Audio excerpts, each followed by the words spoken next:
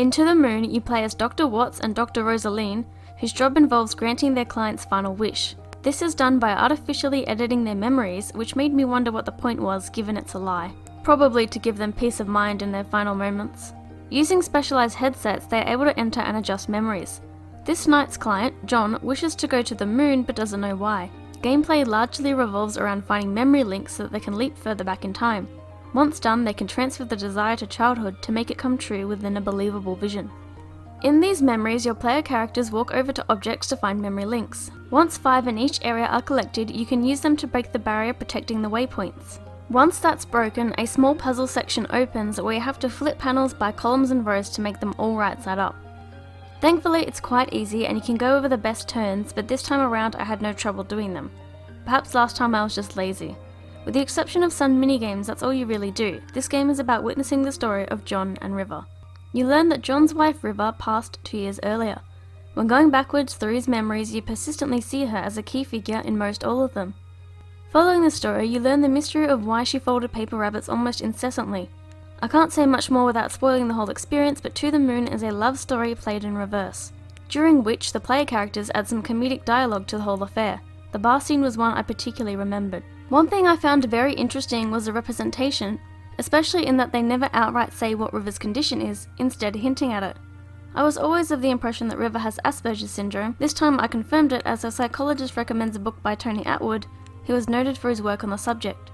River's also not the only character with it, as Isabel, one of their friends, also has it, which makes for better representation as you can see it affecting people differently, more so for having 2 female characters, as women are often underdiagnosed for neurological disorders.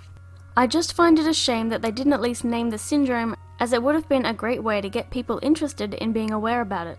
Because of the very little gameplay, I'd compare it to a visual novel, though you still have to walk around.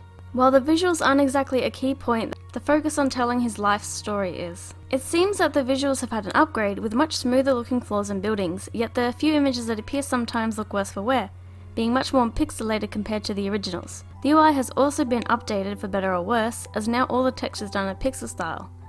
Something fine for me but can easily annoy others.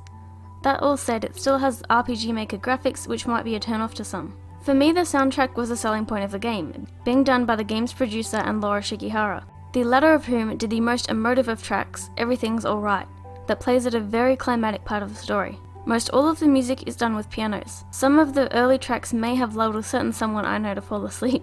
There is no voice acting, but given the appearance of the game, I wasn't expecting any. It ran fine either handheld or docked, but they recommend it be played with headphones. I found as long as there wasn't much noise elsewhere, both options were fine. There are quite a lot of loading screens, though they aren't too long. Considering the graphics, I wish they were faster and less frequent. Controls work good, although you still can't move diagonally. The story takes around 4 hours to play. To the Moon is still a great story, and as long as you understand the gameplay and graphics are not a high point of it, I'd recommend it to anyone interested. I give To the Moon a 7 out of 10. It also has a sequel called Finding Paradise, which is available on PC. No word yet on if that will get ported on Switch, and I myself have yet to play it. Be sure to check out ladiesgamers.com for other handheld reviews and news. Bye.